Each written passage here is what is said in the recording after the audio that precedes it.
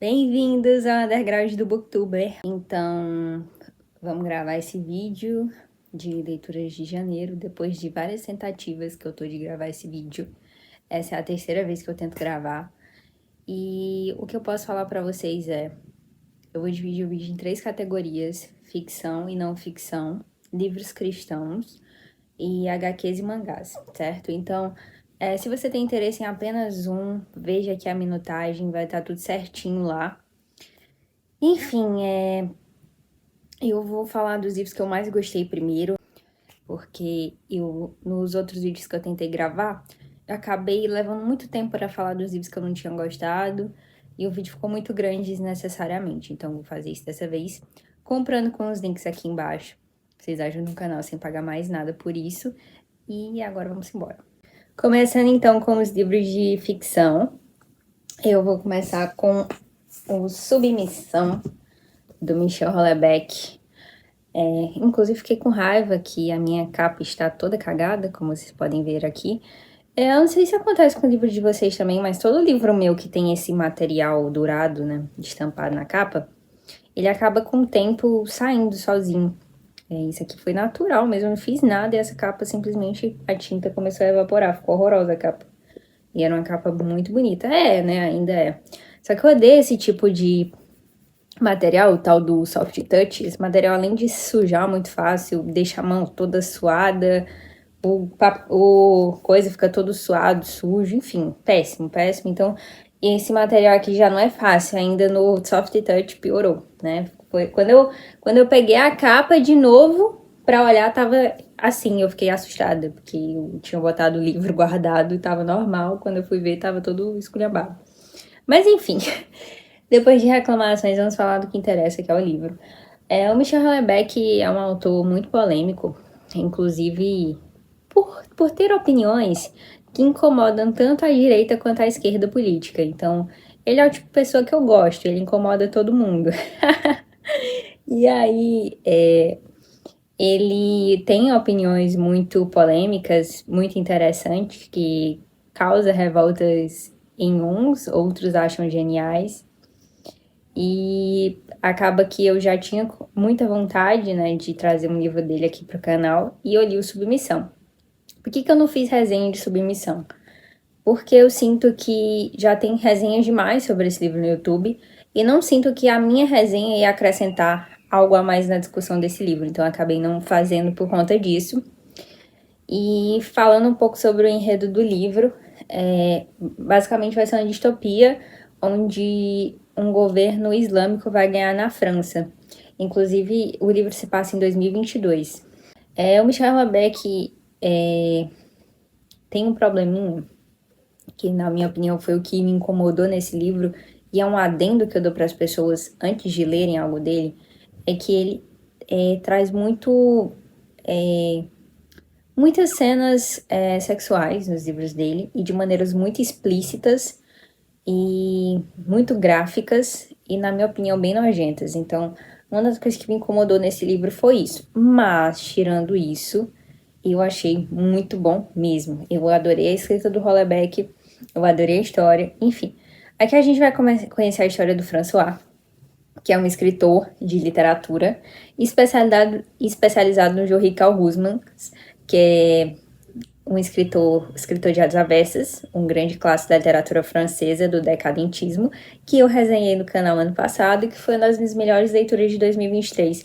Então, saber sobre o Jorri Husmans, saber sobre As Avessas, me ajudou muito a crescer a leitura desse livro, porque o François, que é o personagem principal aqui, ele que fez o TCC dele, vamos dizer assim, sobre o Jorri Husmans, vai o tempo todo estar se comparando com o Jorri Husmans. Ele faz sempre paralelos da vida dele com o escritor.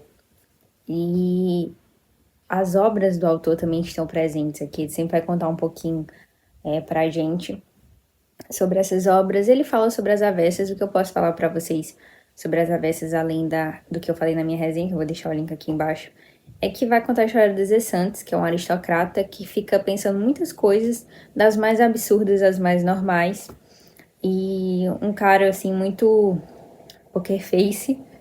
E François, ele traz muito, né, do que aconteceu com Jory Husmans, que foi uma conversão ao catolicismo, onde ele acabou virando uma espécie de monge. Ele quer muito ter uma espécie de conversão na vida dele, de algo que, tipo assim, faça com que ele mude de vida, porque ele leva aquela vida, trabalha ali na universidade, se envolve com moças mais jovens, relacionamentos banais que acabam muito rapidamente, e ele não consegue se conectar a nada verdadeiramente. Ele é um retrato muito comum das pessoas hoje em dia, né, de relacionamentos líquidos. Ele tem a mentalidade totalmente deturpada e consumida por todo tipo de imoralidade. Então, tudo que ele vê, a coisa mais simples, como um tapete, ele não vai ver um tapete, ele já vai pensar em como ele pode associar isso com os vídeos mais 18 que ele assiste na internet. E assim, o cara tem a mente carcomida por isso, sabe? Então, isso vai influenciar muito a maneira que ele vê as coisas. E ao mesmo tempo ele é aquele cara de certa forma alheio à realidade do que está acontecendo ali na sociedade dele.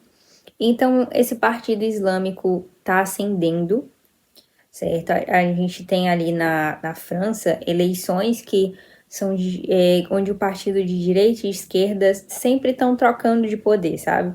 Então, assim, uma hora o partido de esquerda ganha, na outra eleição o partido de direita ganha, depois volta para a esquerda e direita, e sempre fica esse joguinho. E aí, de repente, o Partido Islâmico começa a ascender. Isso é uma coisa que ninguém estava esperando, certo? Então, assim, já tinha tido a tentativa de ter um Partido Islâmico no país antes, mas com ideias muito radicais, certo? E aí surge um partido com ideias mais brandas, vai conquistando as pessoas. Então, eles vão ter ali o apoio dos socialistas, eles vão ter o apoio dos nacionalistas, cada um com um benefício próprio diante daquilo. E aí, de repente, né, o Partido Islâmico acaba chegando ao poder e as coisas vão mudando. As coisas vão mudando e, obviamente, que o François, que é um homem relativamente bem de vida, acaba não sendo tão afetado por esse sistema. Pelo contrário, ele vai começar a ser engolido por isso. E as pessoas que realmente sofrem com repreensões nessa sociedade, que são as mulheres, por exemplo, muitas vezes ele não tem esse olhar. O protagonista aqui do Michel Houellebecq, ele não é aquele protagonista que vai enxergar as coisas de um ponto de vista, poxa, isso está errado, isso aqui é totalitário, isso não está certo, isso é cerceamento de liberdade. Não, ele não vai enxergar. Tudo que ele faz é em prol dele. Se tá bom para mim, dane-se o que tá ruim para os outros. Então, se poligamia é legal para mim, então tá bom, entendeu? Então, esse é o nosso protagonista. Ele é um protagonista muito detestável por vezes, sabe? Que, de fato, é totalmente conveniente. Então, além desse paralelo que eu falei para vocês com o Jory Husmans muito presente na obra, a gente vai ter essa crítica, né, a maneira que as políticas agem, a maneira que a mídia age em relação à política. Ele vai falar aqui sobre as Cassandras. As Cassandras seriam...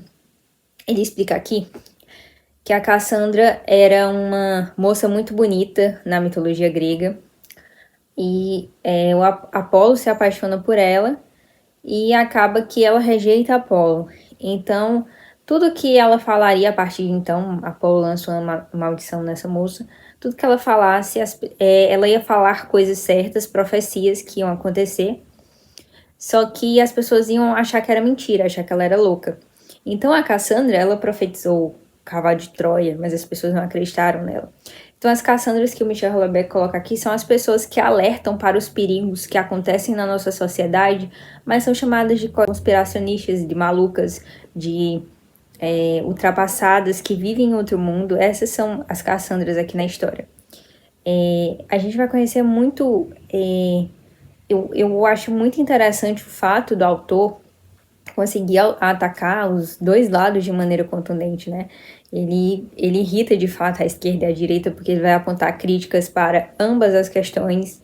Ele vai falar da questão do antissemitismo também. Ele vai falar sobre a Igreja Católica, porque a França, por ser um dos pilares, né, católicos da Europa, do que se tornou e como a Igreja, de certa forma, abrandar as formas que eles conduziam as coisas, pode ter levado a isso.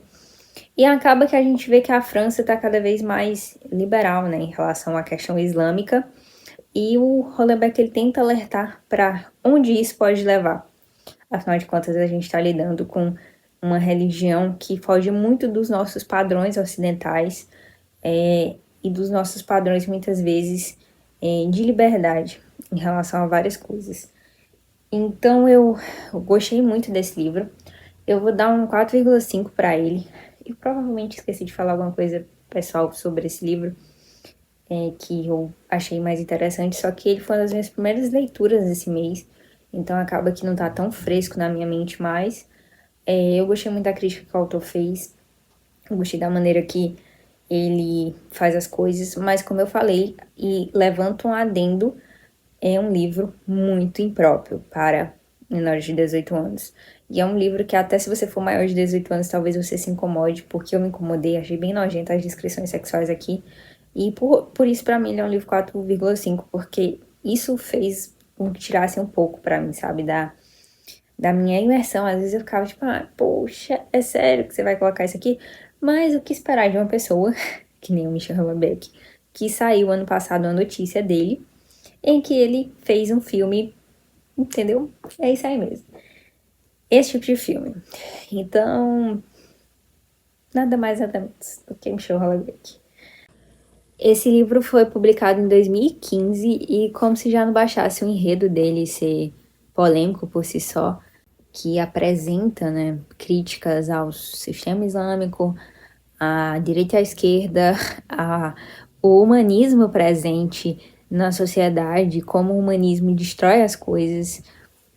De certa forma, ele apresenta visões até como o ateísmo reflete sobre as coisas, sobre a questão de Deus. É muito interessante o livro, de fato. E ele também foi publicado no dia que houve o ataque terrorista ao jornal Charlie Hebdo, não sei. Provavelmente não é essa a pronúncia, né? Afinal, deve ser francês. Mas ele foi publicado bem no dia, então só aumentou a polêmica em torno do livro. Olha minha pantufa de dinossauro comendo hambúrguer. Adoro ela. Eu li também O Abril Despedaçado, do Ismael Cadaré, que eu já fiz resenha aqui no canal, que foi a minha melhor leitura do mês de ficção, sem dúvida. Eu já esperava gostar do Cadaré por ele ser um grande autor contemporâneo, que ganhou a alçada de clássico contemporâneo. Mas eu me surpreendi, porque eu fui sem saber de nada do que se tratava e acabei conhecendo uma cultura totalmente diferente da minha. É uma cultura que funciona através de um código chamado Canum, onde as pessoas têm que se matar em um sistema de vingança, são obrigadas a participar disso, o protagonista da história se envolve nisso. E é como isso reflete na humanidade das pessoas, como as pessoas se deixam levar a partir do momento que o ser humano se adapta a tudo, sabe? As pessoas cresceram naquilo, elas não conhecem outra realidade. A sensação que eu tive quando eu li Abril Despedaçado é que eu estava lendo uma distopia da vida real, afinal de contas isso realmente existe na Albânia até hoje, na região montanhosa. E é de fato um livro muito incrível, muito bem escrito, a escrita do Cadaré é maravilhosa. Eu dei 4,8 pro livro, mais favorito, então eu não vou falar muito porque eu fiz uma resenha toda para esse livro e tá aqui embaixo, eu recomendo que vocês assistam. Então eu li também, deixa eu ver aqui. Olha, Tudo é Rio, da Carla Madeira. Esse livro é um livro que eu nunca esperava falar dele aqui no canal. É um livro bem famosinho na internet, nas redes sociais. E justamente por isso que eu não tinha interesse nele. Mas eu acabei usando a experiência do Audible, que é o serviço de audiobook da Amazon, né, que chegou aqui no Brasil recentemente. E estava gratuito lá. Se fosse para eu comprar ou ler esse livro em e-book, eu não, com certeza não leria, mas para ouvir, né, eu queria experimentar como é que era um audiobook, eu nunca tinha ouvido audiobook. Eu gostei muito da experiência com audiobook. Acho que tem uma Priscila antes e depois do audiobook. É uma experiência de leitura que eu não vou querer largar mais. Sempre vou estar ouvindo audiobook porque eu amei de fato. Eu fiquei totalmente imersa. É como se realmente me estivesse lendo um livro. Mas o livro, com certeza, não foi nem de longe um dos melhores livros que eu já li. Inclusive, coloquei aqui na thumb para chamar a atenção mesmo, por ser um livro famosinho. E eu não gostei do livro da Carla Madeira. Eu li no comecinho de janeiro, então também não tá fresco na minha mente, mas o que eu posso falar para vocês é que eu achei a escrita rasa, eu achei uma tentativa falha de ser profunda. Me incomodou muito as temáticas que o livro trata e da forma que trata. Então vamos lá. Vou dar um resuminho rápido, porque eu não quero me prender muito a falar de livro que eu não gostei. Esse livro vai contar a história de uma prostituta e um casal, são os protagonistas. E aí, essa prostituta, ela é prostituta porque ela quer, nem lembro mais o nome dos personagens desse livro. E já na primeira página do livro, já tem uma fala sobre isso, sobre como essa moça escolheu a vida da prostituição. E o livro vai narrando as desventuras dessa moça, tentando conquistar todos os homens casados na cidade, antes de virar de fato a prostituta que ela se tornou e como ela tem prazer nisso. E o casal se conhece como um casal normal, se apaixona, se casa, só que o cara é completamente obsessivo e ciumento pela mulher dele. E um dia a mulher tá amamentando o filho que eles tiveram, ele pega e taca o filho, não me lembro se é na parede, se é no armário, e a criança morre. Então o cara mata o próprio filho por ciúme do filho dele com a mulher dele. Palmas para esse enredo maravilhoso. E, e aí, essa é o básico que eu posso contar aqui pra vocês. Mas assim, o que é que eu não gostei desse livro, além da escrita, que pra mim foi bem deficiente, na minha opinião? Eu acho que é uma característica das pessoas que estão começando a entrar em ficção literária se encantarem facilmente com essas escritas minimamente poéticas, porque talvez não estão acostumados a ler tanto disso por aí. E a Carla Madeira, ela é muito interessante também a forma que ela desenvolve os personagens, a redenção dos personagens, que não é nem um pouco convincente. Esse personagem, que é o marido da moça, passa a frequentar um prostíbulo, porque a mulher dele, obviamente, começa a ignorar ele, porque ele matou o filho deles. E aí ele passa a ir no prostíbulo e a prostituta fica obcecada com ele, porque ele quer todas as prostitutas menos ela. E ela é aquela femme fatale, aquela moça bonita, que o único objetivo na vida é ser bonita e todos os homens se ajoelham aos pés dela. Não existe homem fiel nesse livro. Todo mundo fica com essa mulher, todo mundo quer essa mulher. E assim, né, aquela vida de prostituição muito linda, muito maravilhosa, que a gente sabe que foge muito da realidade. E sempre com essa tentativa de chegar a algum lugar que na real não chega. E o que eu me lembro desse livro, além dessas coisas que me incomodaram, foi que o final é bem... O plot twist, né? Tem um plot twist nesse livro. É bem... Tipo assim, não faz sentido nenhum. Esse livro, supostamente, era pra ser um livro bem real, mas isso não tem sentido nenhum na realidade. O plot twist não tem nenhum sentido na realidade. Outro ponto que me incomodou bastante, mas isso é uma questão minha, né? Porque eu deixo claro uma coisa pra vocês, né? Hoje em dia tem muita problematização em cima da literatura, como se a literatura fosse uma coisa moral, que tem que corresponder à sua moralidade. Porque a literatura não pode passar pano para a violência doméstica. A literatura não pode ser machista. A literatura não pode ser isso, isso, aquilo. A literatura não deve nada a ninguém, na real, né? Ela tem que se bastar. Essa é a verdade. Porém, você se incomodar com algo porque vai contra a sua moralidade no livro, aí beleza. Isso é uma questão pessoal. As pessoas se incomodam com coisas nos livros e não gostam. E tá tudo bem. Mas aí não é uma obrigação do autor fazer isso, sabe? Não é. E essas coisas também não afetam a qualidade da obra, tá? Então, antes de eu não gostar disso, eu não gostei da escrita e da estrutura. E aí, o livro é muito mais de 18, muito. Tem muitas cenas, muito. Parece um hot gourmetizado, sabe? Parece que a autora queria escrever um livro hot, aí ela falou, não, vou colocar umas coisas assim, poéticas no meio, pra não ficar tão na cara. Foi essa sensação que eu tive. Enfim, não recomendo, meia estrela aí pra ele. O próximo livro foi O Jovem, da Annie Ernaux, a autora vencedora do Nobel de Literatura de 2022, eu acho, quase certeza.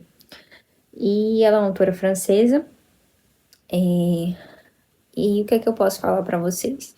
Eu já queria ler a Annie Ernaux há muito tempo, desde quando ela era publicada pela Três Estrelas, os anos saiu pela Três Estrelas, aí a Três Estrelas sumiu, né? Faliu, acredito. E a Fósforo comprou os direitos e agora publica as obras dela. Antes de ela ganhar o Nobel, eu já tinha interesse em ler o que a Fósforo estava publicando também. E aí o Jovem é curtinho, é uma... Não posso nem chamar de novela porque é não ficção, tá? É um livro de não ficção. Todos os livros da Annie Ernaux são não ficcionais. Mas é aquela não ficção romanceada, que parece que você tá lendo um livro ficcional de tão gostoso que é. E esse livro, ele vai narrar o caso que a Annie Ernaux teve com um cara 29 anos mais jovem que ela. E ela já tinha 50 e poucos anos. É incrível como a Annie Ernaux, nesse livro, ela faz uma coisa que é muito difícil achar na literatura, que é descrever cenas eróticas sem ser pedante, sem ser gráfico demais. Ela escreve cenas eróticas aqui de uma maneira tão poética que nem parece que você tá lendo isso. A escrita dela é muito bonita. A maneira que ela expõe as coisas é de forma muito convincente. E eu acho que é uma excelente porta de entrada para a autora, porque foi minha porta de entrada com a autora e eu saí com vontade de ler outras coisas dela. Como eu falei para vocês, é muito curtinho. Então aqui ela vai contar a história desse caso com esse rapaz e ela vai falar sobre como o preconceito que existe com mulheres mais velhas que se relacionam com homens mais novos, sobre como a sociedade vê essa situação. E lembrando que esse rapaz que ela tá se relacionando tem uma namorada da idade dele. Eu não me lembro se ela é casada no livro. Faz um tempo que eu li também no começo do mês. Mas enfim, eles têm esse caso.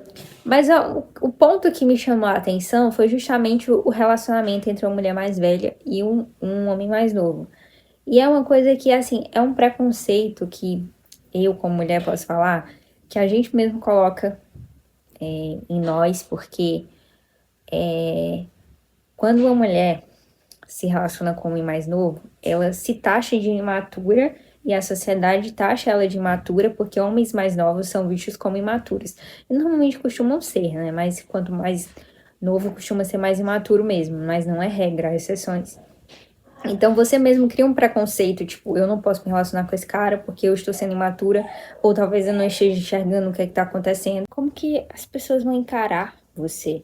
Tipo, nossa, ela é velha demais pra ele, o que é que ele tá buscando dinheiro, e ao mesmo tempo ela se questiona, será se é isso? Tipo, será se ele vai me largar pra uma pessoa mais nova? Será se ele realmente gosta de mim? Passa tanta coisa, sabe? E é muito interessante porque você reflete sobre como você vê esse tipo de relacionamento também. Por exemplo, eu sou cristã e não tem nada na Bíblia que fale que é pecado uma mulher mais velha se relacionar com um homem mais novo, principalmente, obviamente, dentro do casamento e tal.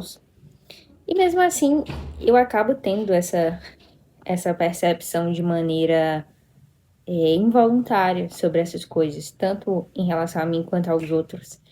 Então eu acabei refletindo bastante com essa leitura. Gosto de leituras que façam eu repensar as coisas. Então, assim, eu vou dar 3 estrelas para esse livro, mas simplesmente porque ele é muito curtinho. Mas eu já gostei da escrita da autora, achei um livro bom. 3 estrelas é um livro bom. E recomendo para se você quer começar com ela. Mas no meu caso, eu vou procurar os livros mais consagrados agora, que é Os Anos, O Acontecimento. Acredito que eu vou gostar bem mais. E é isso. Acho que funciona bem, mas não é a melhor coisa do mundo. É mais introdutório mesmo.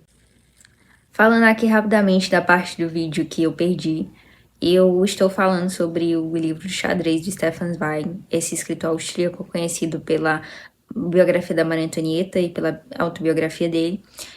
Inclusive, preciso visitar o museu dele em Petrópolis, porque eu trabalho na empresa de Petrópolis e ainda não fui lá, mas enfim, um dia eu vou. E aqui a gente vai conhecer o narrador personagem, se não me engano, porque já faz tempo que eu li o livro, mas é isso mesmo, acredito. que ele é um entusiasta de xadrez. Nós vamos conhecer um pouco da história do campeão de xadrez da época do livro. E ele vai falar, né, que o campeão de xadrez não tinha muita perspectiva até que ele se encontrou nesse jogo e conseguiu ser muito bom nisso. E o protagonista em determinado momento vai cruzar com esse campeão de xadrez e vai conhecer também um cara muito rico e muito pedante que se acha o bonzão de xadrez, só que perde pro protagonista, que nem é tão bom assim. E ele quer porque quer jogar com o campeão de xadrez e ele precisa pagar por isso. E bom, né? E obviamente que eles não vão conseguir ganhar do campeão de xadrez. Só que aí o amiguinho rico do protagonista acaba ficando obcecado com essa situação. E eles jogam em conjunto contra o campeão de xadrez. E acaba que chega um senhor, do nada, que mostra dicas a eles de como eles vão derrotar esse senhor no xadrez. E aí eles conseguem um empate, né? Que é uma coisa assim que ninguém tinha conseguido até então. O cara era o maior do mundo. Conseguir um empate com ele era uma coisa bem impressionante.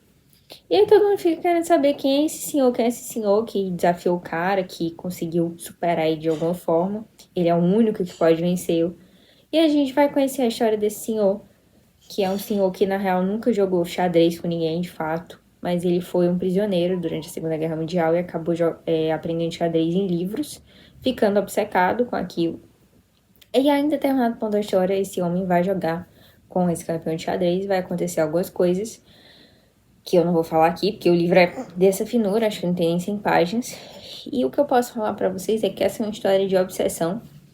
E como o amor, a obsessão por algo, faz com que você perca tudo a partir do momento que você perde esse algo. Então, eu gostei, achei um livro bem legal também, bem escrito. É uma história muito divertidinha. Eu vou dar 3 estrelas pra ele também, justamente porque é um livro bom, mas não é, como diz a Isabela Boscov, é inovador e revolucionário. Não, mas é bom, gostei. Então, recomendo, tá?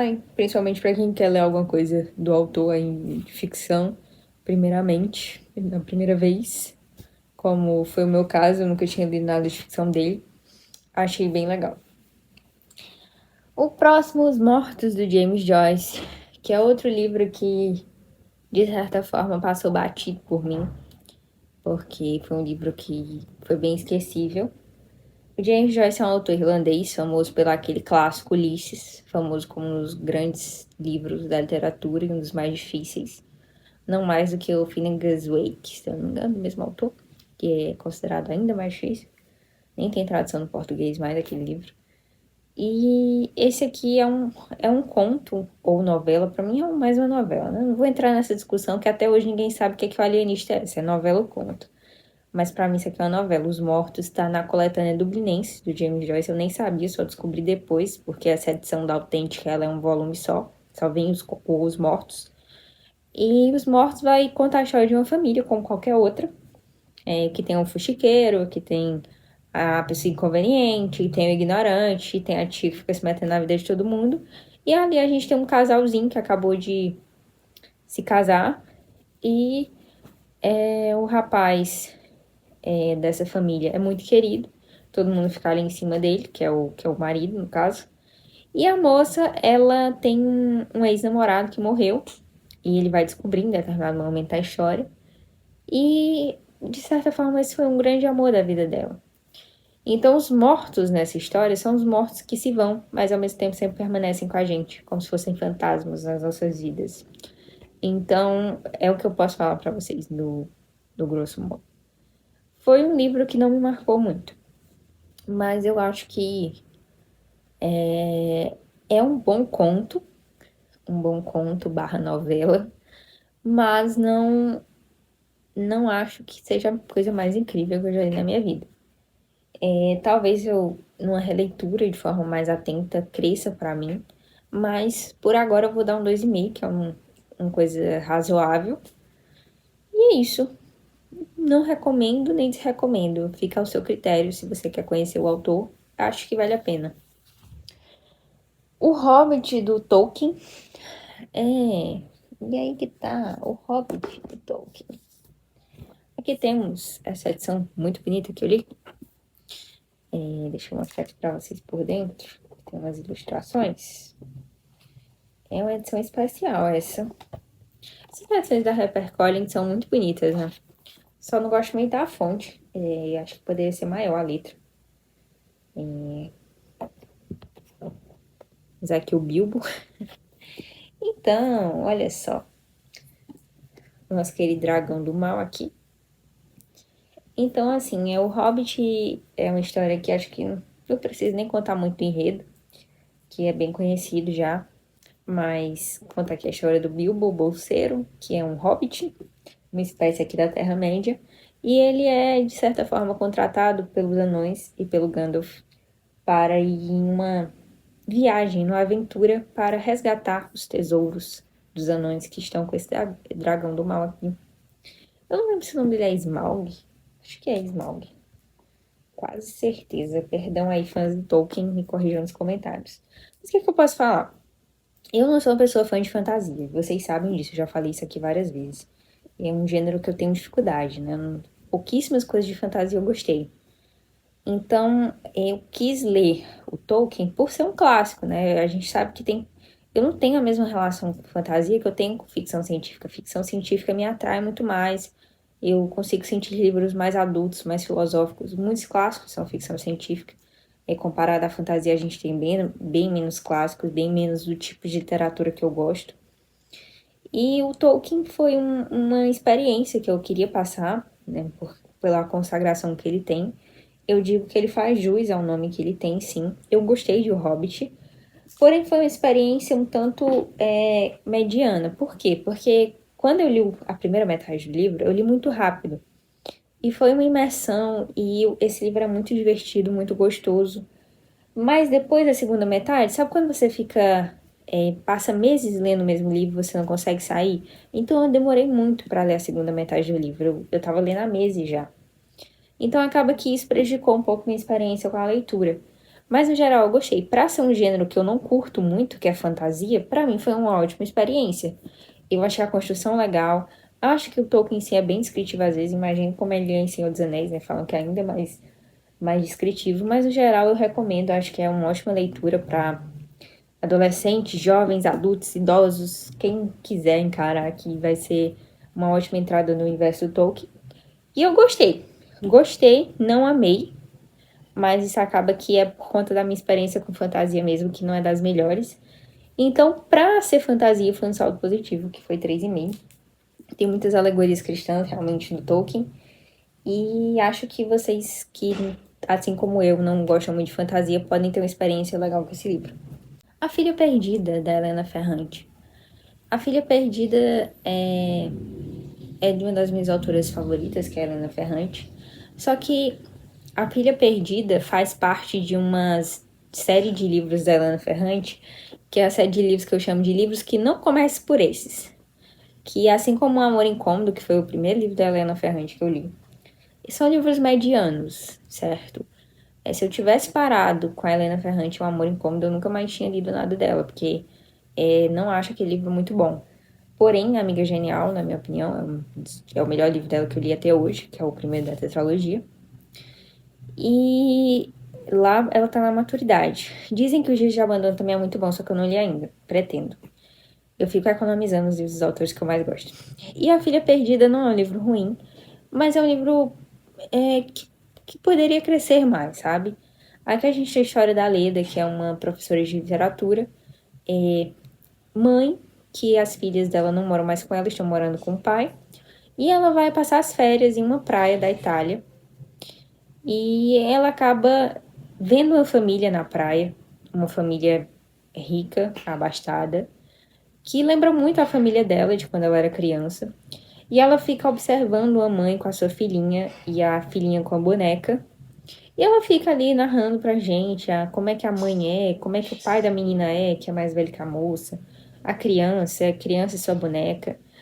E a gente vai vendo essa história. A gente vai descobrir que a Leda ela tem uma relação difícil com as filhas dela, que ela é uma mulher divorciada, que ela tem uma relação conturbada com a maternidade, não só em relação às filhas dela, mas em relação à experiência que ela teve quanto mais nova com a mãe, né? e que ela acaba transferindo essa visão dela para aquela família. Aquela família sempre faz com que ela trace paralelos com a própria vida dela e fique relembrando essa situação. Ela acaba se vendo ali de várias formas naquela família. Em determinado momento da história, a menininha, filha da moça que ela começa a observar, some. E você pensa que a filha perdida do título é essa menininha que some. Mas a menina é facilmente encontrada, tá? Então eu já vou avisando pra vocês que essa não é a filha perdida. E aí o que acontece? A Leda encontra a menina e acaba pegando a boneca da menina, que é como se fosse a filha da menina, e a menina fica louca. E aí o desenrolar do livro se dá nisso, né? Nessas reflexões que a Leda vai fazer na cabeça dela sobre a maternidade, sobre como é bom ser mãe, e ao mesmo tempo como é horrível, como isso te suga, e ao mesmo tempo você não consegue viver sem. E o que é interessante aqui é essas questões. E o que vai acontecer com essa boneca? Ela vai devolver ou não a boneca para a menina? Então, no final das contas, você percebe que a filha perdida da história não é a menininha, não é a boneca. São várias. É a Leda, quando ela foi negligenciada pela mãe. São as filhas dela, quando foram negligenciadas por ela. É a menina perdida naquele momento, mas também é a boneca. Então, assim, são várias filhas perdidas nessa obra. Para esse livro, eu vou dar um 3 estrelas também, que é um livro bom, mas não é nada sensacional. E não recomendo para começar Helena Ferrante não com esse livro, porque eu acho que você talvez ache mais do mesmo. E assim, a Helena Ferrante é uma autora que muita gente que lê clássico tem preconceito, né? E eu era assim também, porque eu tinha visto uma resenha da Tatiana Feltrin falando mal e eu resolvi não ler, até que resolvi dar uma chance pra tetralogia, numa leitura conjunta que teve, e acabei me apaixonando pela autora. Mas sinto que é uma autora que é muito 880, ou você ama ou você não ama. E A Amiga Genial, pra mim, é um livro que conversa muito comigo, porque eu acho a Lenu, protagonista, muito verossímil. A personagem é muito real. E causa incômodos nas pessoas, porque elas talvez estejam muito acostumadas com personagens idealizados, que não têm defeitos e que não demonstram pensamentos reais dos seres humanos, que são muitas vezes inescrupulosos, e acabam não gostando tanto, né? E a personagem, ela tem visões idealizadas, que muitas vezes é o que a gente faz dos outros, certo? Então, eu não recomendo para começar, mas eu gostei relativamente do livro, tá bom? Em breve aí estarei fechando todos os livros da Ferrante. Não tá muito longe disso, não. Porque eu ainda não terminei a tetralogia, gente. Não vou mentir, falta só o último livro. Eu tô postergando. O próximo foi um livro de poesia que eu coloquei aqui porque não tinha onde botar. Também Guardamos Pedras aqui, da Luísa Romão, que foi eleito o melhor livro pelo Jabuti em 2022, que me faz questionar a credibilidade do Jabuti e desses prêmios literários. Me dá medo real, porque esse livro, assim, ele pra tá ruim, precisa melhorar muito, sabe? E como é que eu posso falar? Faz o livro da Carla Madeira que eu falei aqui hoje parecer uma obra de Shakespeare, porque que coisa terrível. O que eu posso falar?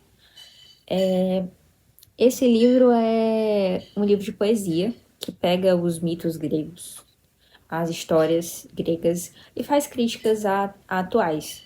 Como, por exemplo, eu vou pegar aqui a história de... Só dando um exemplo, tá, gente? Que eu nem lembro direito. Então, além de ser curtinho, é um livro muito... Aqueles poemas jogados, assim, sabe? Eu vou pegar aqui a história de Ulisses e vou comparar com não sei o que pra criticar o machismo. Vou pegar tal história grega e vou criticar a violência doméstica. E assim ela vai fazendo. E assim, às vezes eu me questiono se esse negócio de literatura necessária não tá sendo superior ao falar do que é bom realmente, né? Porque se o livro é necessário, automaticamente ele se torna bom. E pra mim eu não tive nem tempo de pensar no que a autora queria passar aqui de crítica social, porque eu só consegui pensar como esse livro era ruim estruturalmente falando, na escrita, em tudo. Então, assim, eu não recomendo nem a pau aqui. Depois dessa eu não quero ler mais nada que o Jabuti recomenda. Sinceramente, eu não tenho o que falar. Eu não tenho o que falar. Sem comentários, sabe? 0 estrelas, pronto. Não tem outra coisa. Próximo Ora, Divinos Rivais. Outro livro que eu não esperava falar aqui. Gente, olha só. Bonita essa edição, não? Eu gosto desse corte. Ó, minhas marcações aqui na... Eu tenho essa mania, gente, de combinar o post-it com a capa. Vocês também têm, ó? Que eu fiz com submissão. E aqui com Divinos Rivais eu usei azul. Gosto bastante do corte. A capa eu prefiro a gringa, mas essa capa também não é feia, não. E assim, como é que eu fui parar no maior sucesso do TikTok atualmente? Foi de uma maneira bem aleatória. Na verdade, essa edição aqui é limitada, né? Depois a edição vai começar a ser vendida com corte normal. Então, o que é que eu pensei? Eu vou comprar essa edição, vou guardar e vou vender depois, porque vai esgotar. Então, as pessoas vão acabar procurando, eu vou poder revender. Então, foi por isso que eu comprei esse livro. E eu vi a Mel de Literatura se falando, no final das contas dele, falando que ela tinha gostado bastante. E um dia, aleatório, eu estava com vontade de ler uma coisa mais levezinha. E acabei pegando, né, pra ler as primeiras páginas e não parei mais. Por que que eu não parei mais? Porque esse livro, pra ser um YA, ele é um livro bom. Como assim, Priscila? É uma história muito gostosinha. Primeiro que não tem nada de sexualmente explícito, que é muito difícil nos romances de hoje. E aqui é o tal da romantasia, né? Que é o romance com fantasia. A gente tem aqui uma fantasia que é muito pouco desenvolvida no sentido de detalhes, sabe? É uma guerra entre deuses que tá acontecendo aqui. É uma fantasia bem michuruca mesmo. Eu não tô nem falando michuruca no sentido de ruim, mas de pouco, sabe? É um mundo real com pouquíssima fantasia, pra falar a verdade. E tá tendo uma guerra entre esses deuses. E aqui a gente vai conhecer a história da... Eu já até esqueci o nome dela, meu Deus. Esqueci o nome dela. Como é o nome da moça? Iris, Iris. Iris e o nome do rapaz que eu também esqueci. Rômulo. A Iris vai... O irmão dela vai lutar na guerra, do lado da deusa. Que é uma deusa e um deus que estão lutando. E o irmão dela vai lutar na guerra do lado da deusa. E ela é uma escritora de um jornal. Ela acaba virando escritora porque ela tem que largar os estudos para sustentar ela e a mãe dela, porque o irmão foi pra guerra. E lá ela tem um rival, que é o tal do Roman, que é um rico e ela é pobre, né? Então a gente tem aquele clichê do cão e gato, deles se odiando, mas no fundo se amando e tal. Aquela coisa, né? Que esse clichê é bem famoso, convenhamos que a gente gosta, né? Eu, pelo menos, adoro esse clichê. Gosto de ver em comédia romântica, porque em livro eu não tenho paciência de ler, não. Mas aqui eu tive. E aí, eles fazem essa disputa aí para quem vê que vai conseguir receber a promoção do cargo de colunista do jornal, algo do tipo.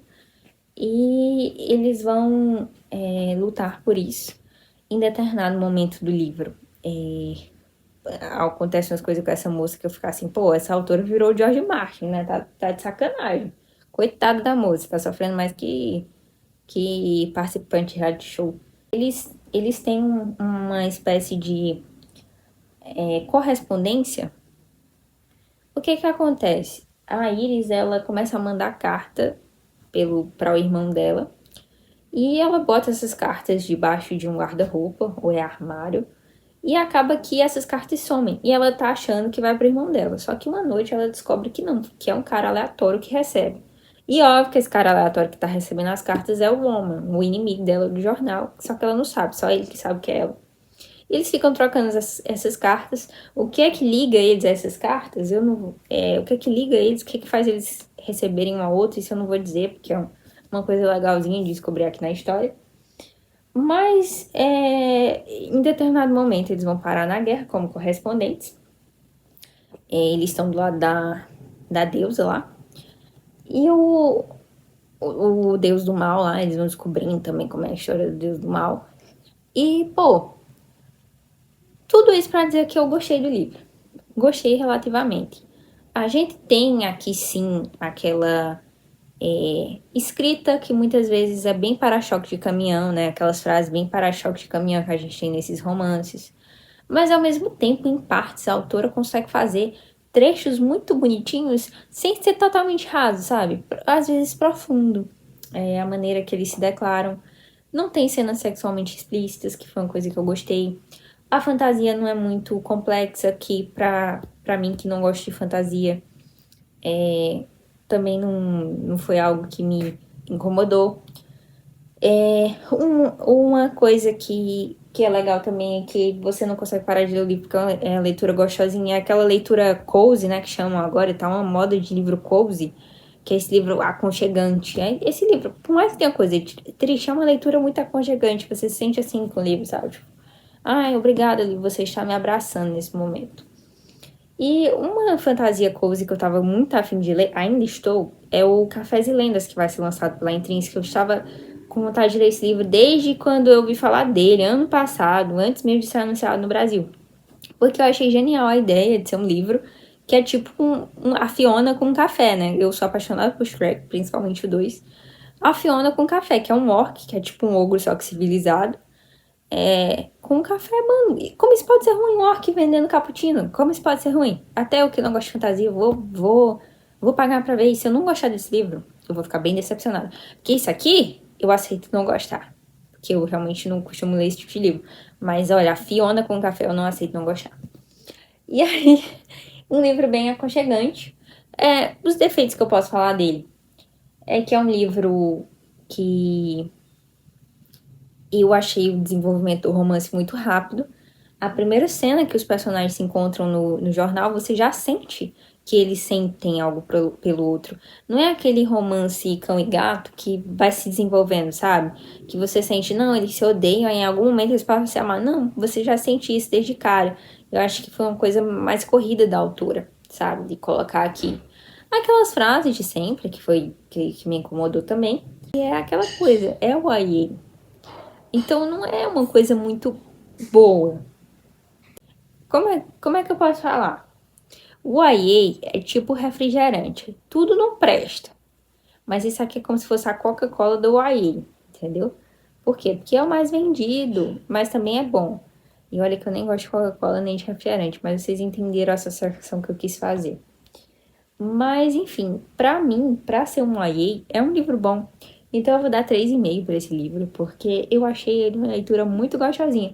Inclusive, pretendo ler a continuação, porque é um livro que eu quero ler chorando no banho, tá bom? Então, valeu a leitura. Se você não esperava que esse livro estivesse aqui. Olha, meu plano de revender foi por água abaixo, que agora eu vou ter que ficar com ele. Que raiva. O próximo que eu li foi... esse livro eu peguei na biblioteca aqui, onde eu estudo, que nem abriu despedaçado, também peguei lá. Nenhum desses dois eu tenho, que foi o Seda, do Alejandro Barrico. É um escritor italiano. Bom, eu venho contar a história de um homem, que eu esqueci o nome dele também.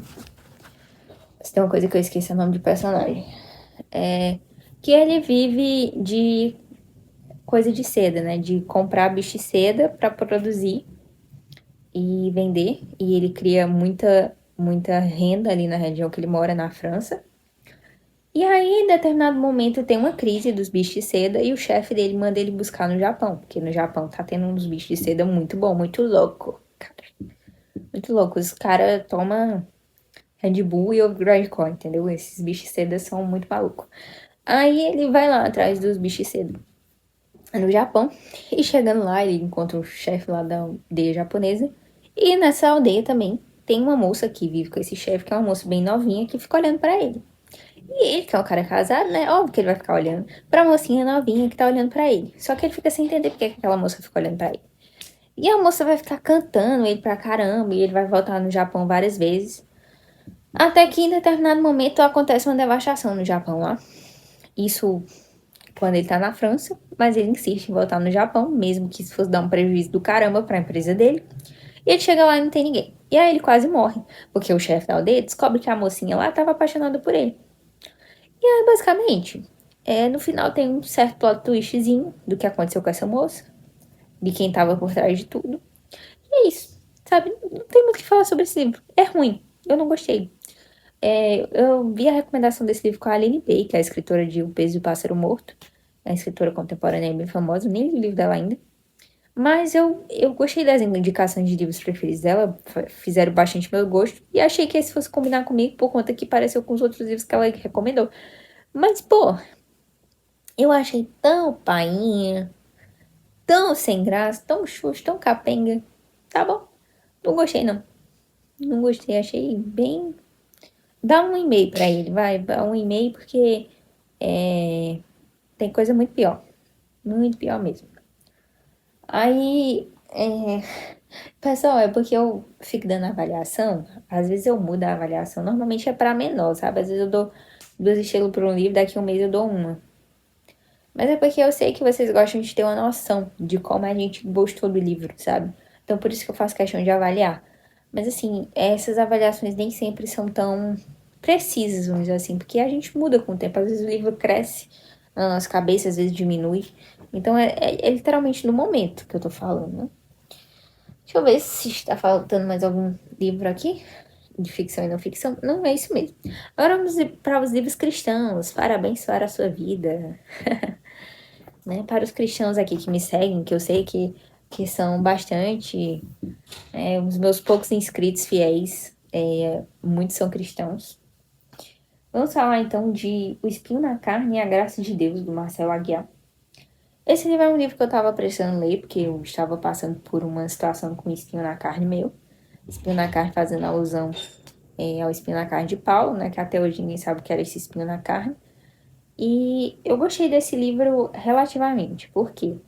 Porque eu senti que ele é mais do mesmo, ele trata desse assunto de maneira que a gente já ouviu bastante, mas ao mesmo tempo eu gostei de algumas coisas que ele fala sobre como esses pecados que muitas vezes permeiam a nossa vida, a maneira que a gente lida com eles, vão nos moldando, né? Vão nos tornando algo melhor. Ele faz até uma comparação com a questão da ostra, como é que ela forma a pérola através das coisas ruins que acontecem, de certa forma.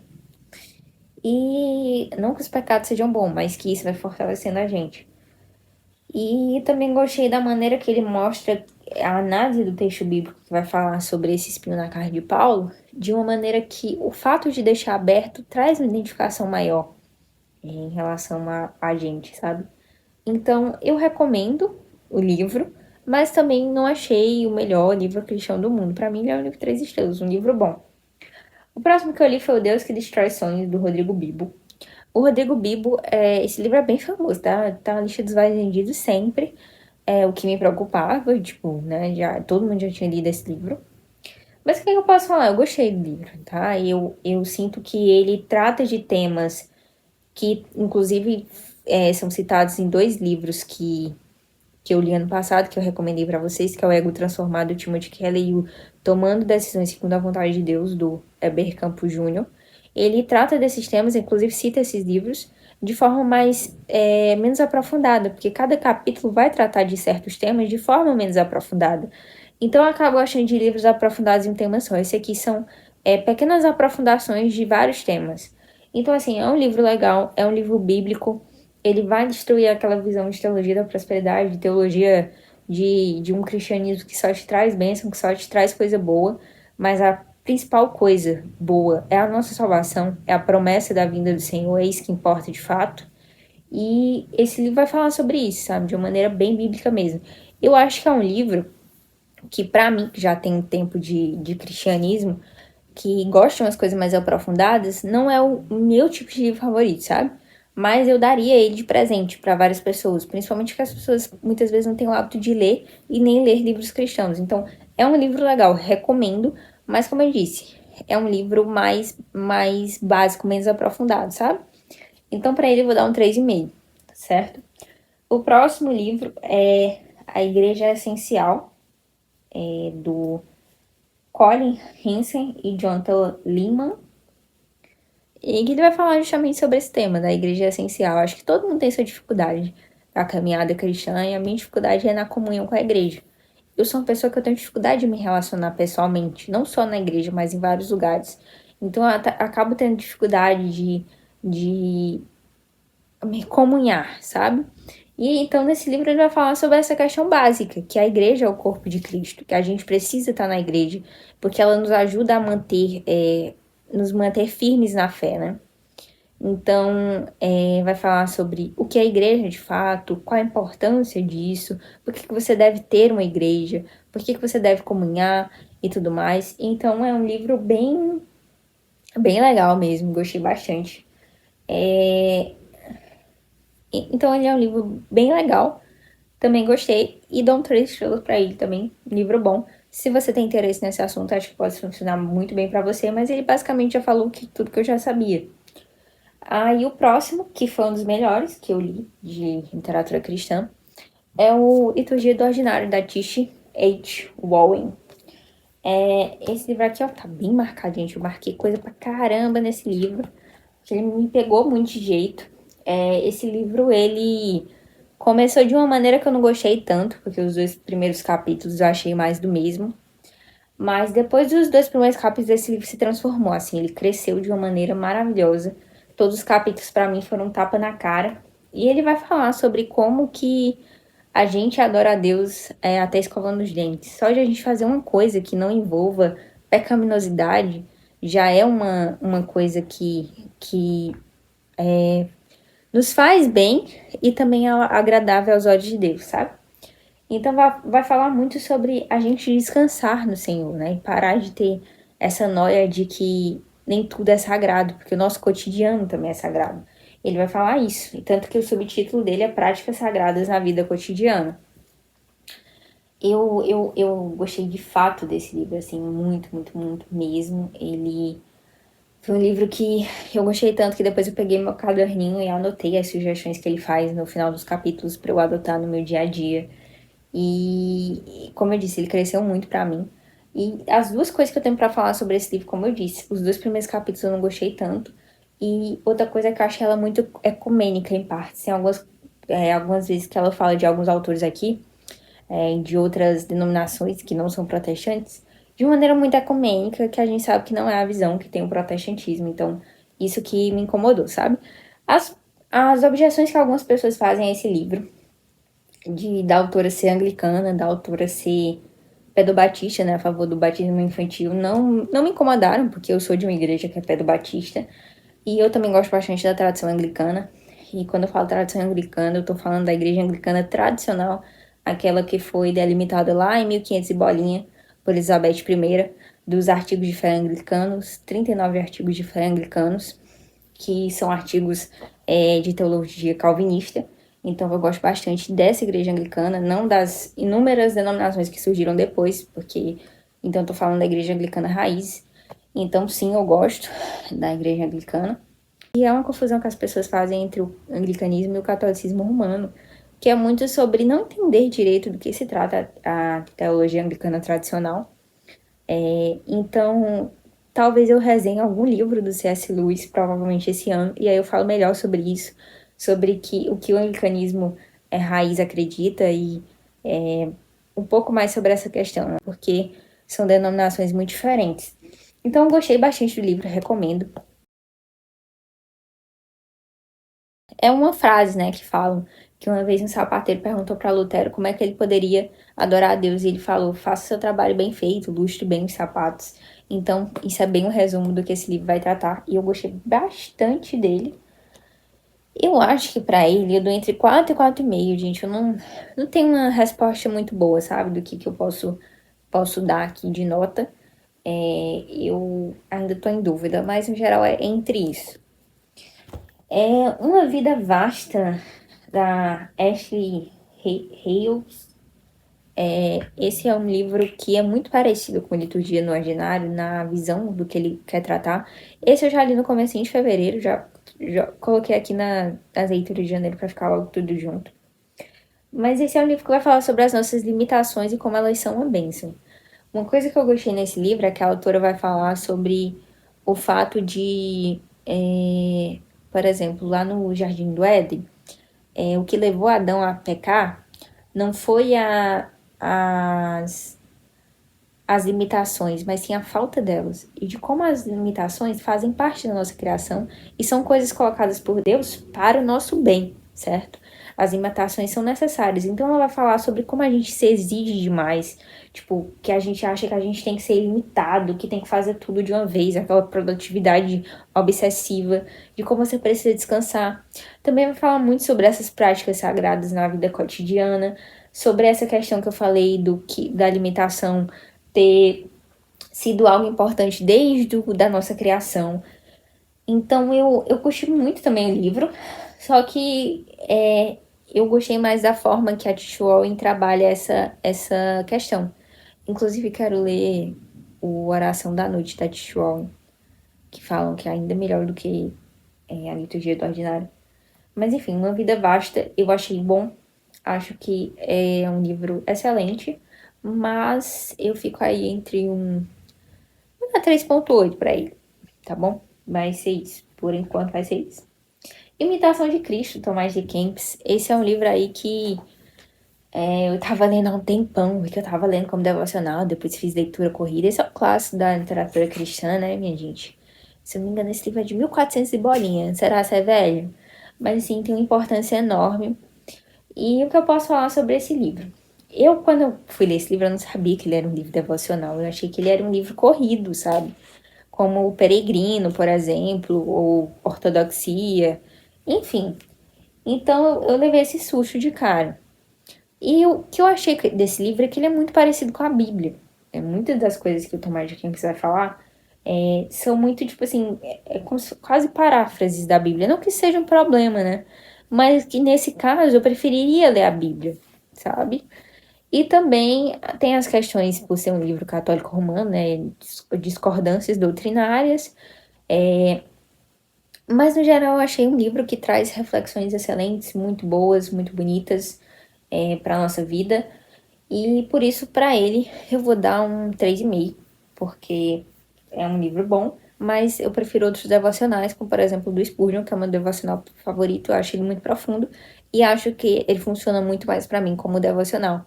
O livro do Mais de Kempis, eu entendo que tenha sido tão usado por tantas pessoas dentro do cristianismo ao longo das eras, inclusive protestantes, porque por muito tempo provavelmente tinha pouquíssimo acesso a devocionais, então esse era o suprassumo, sabe? E é um livro bom realmente, só que hoje eu acredito que eu me identifico mais com outros, mas valeu super a experiência e também é um livro que eu recomendo, tá? Então, próxima sessão, HQs e mangás. Eu coloquei tudo junto, porque querendo ou não, mangá é história em quadrinho. E aí eu vou falar sobre Duas Vidas, do Fabian Tumen, eu não sei se falar assim, ele é um escritor francês, um quadrinista francês. O Duas Vidas vai falar sobre dois irmãos, completamente diferentes um do outro.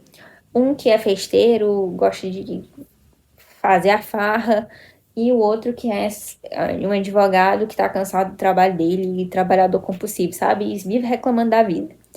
E então, assim, a gente vai conhecer esses dois, que são completamente diferentes um do outro. E aí, em determinado momento, o irmão trabalhador vai descobrir que tem um câncer. E aí o irmão festeiro vai dizer, larga tudo e vem viver a vida. Então, essa é a premissa dessa HQ. E eu gostei, eu achei legal. Porém, entretanto, todavia, eu acho que algumas questões aqui morais não me agradaram tanto. A maneira que essa HQ passa o que é o viver a vida não traz uma identificação pessoal pra mim, sabe? Então, pra ele, eu vou dar um 2,5, que é um razoável.